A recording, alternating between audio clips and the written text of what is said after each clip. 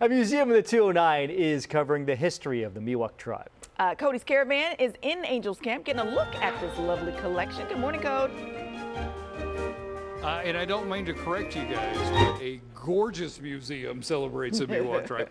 We got Christopher, we got Catherine, we got Alex right here to show us around this morning. So this all started with a local doctor. Right. So Dr. Cooper, Dr. George P. Cooper, was a horse and buggy doctor around the turn of the 20th century. And he was one of the only doctors that would do preventative care for the native population. And he didn't really expect any payment for his services. And instead, the native people gifted him baskets in return for care. And that is the collection that we have here. And then his son, later, Robert Cooper, he continued collecting. So that was around the time when people started taking road trips in their Model Ts.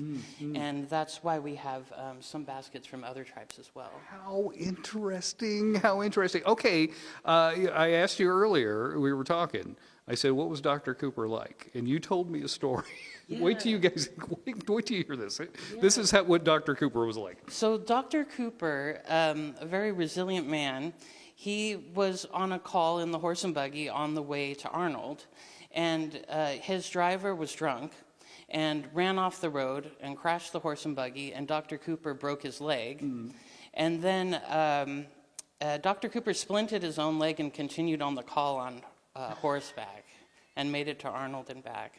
Yeah. I have the sniffles, I call it sick. He just kept going. Really interesting man. That is fascinating. That's a movie right there. This guy's a movie. Okay, so in this museum, we're going to learn a little bit about the people. Right. Learn a little about the people. But this has only been open since December, right? Yeah, that's correct. We just opened in December 8th, exactly. So, people might not know about this around the area. Yeah, not yet. I think we're a hidden gem at this point, and we hope people come and unearth it. I think they should. I think they should. Plus, these two are nice. Okay, so we're going to show you around coming up in just a little bit, learn a little bit about the people, and you've got to come visit this. I'm telling you, this is spectacular. I've driven by it a bunch, and I was like, oh, what is that? And now I know. Now I know, and you need to stop too. So we'll show you around coming up. Back to you guys in the studio. Right on. Thanks, Code. The museum in Angels Camp is honoring the stories of the Miwuk Tribe. Cody took the Caravan there this morning and has given us a tour of the collection. Hey, Cody. I am indeed. Okay, my jaw just dropped. We were talking about, we're looking at what goes into a basket. What goes into a basket, Alex? So right here, where you've got all these things, like I've seen these plants like on the side of the road, in the field and all that stuff. Yeah, these are all California native plants, and not just native as in the Native Americans used them, but native to the area. So a lot of these you can just find in people's backyards and in their gardens that they wouldn't even know, or some people might even mistake them for a weed. We have a lot of grasses, the sedges, and ferns that grow in the area that are actually very, at the time, not as common as they were before. But we do have an area here in the back that we're going to be having for a cultural resource gathering. So any of the basket weavers could be coming in and collecting some of these plant materials from our site here. Okay, so, and you can flip these up so you get a better idea of what they look like and how they look like in the baskets. I mean, this is so well done, like so well done. But this part right here, the dark that you see in the basket is actually this part of the plant.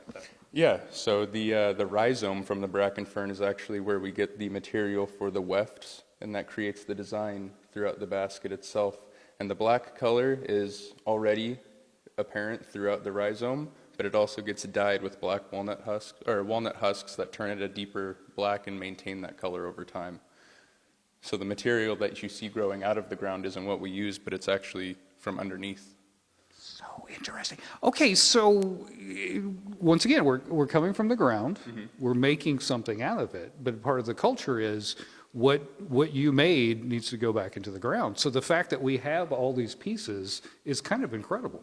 Yeah, I mean, there are some historical notes that depict that natives would take all of their belongings and return them to the earth, burning them with themselves at the end of their life cycle. And I think that's a way of just kind of continuing the loop, because if you take from the earth, you give back at the end. Yeah, yeah. Interesting. interesting, Alex. By the way, your family, like when you walk through here, your family's everywhere in here. Yeah, Rose Davis, one of the main staples of this museum, I'm one of the descendants of. So it's very interesting to see a lot of my family's work being presented here and the culture kind of revitalizing itself today because it was so dimmed out before. Yeah. So to have that light coming to now is very significant. It's so interesting, man. This is so interesting. Okay, so another part of the interesting part of this museum, you see all the beautiful baskets, you see all the stuff. Now, if you come around the corner here, there is a glass room. There's a glass room, and there's a lady trapped inside of it. Not trapped, but she's in there working. Yeah. You can actually watch her restore these baskets. Yeah, we're doing conservation. We do a small amount of restoration, but mainly conservation so that we're keeping them in their current form for as long as they can. Because we don't necessarily want to be adding too much to them.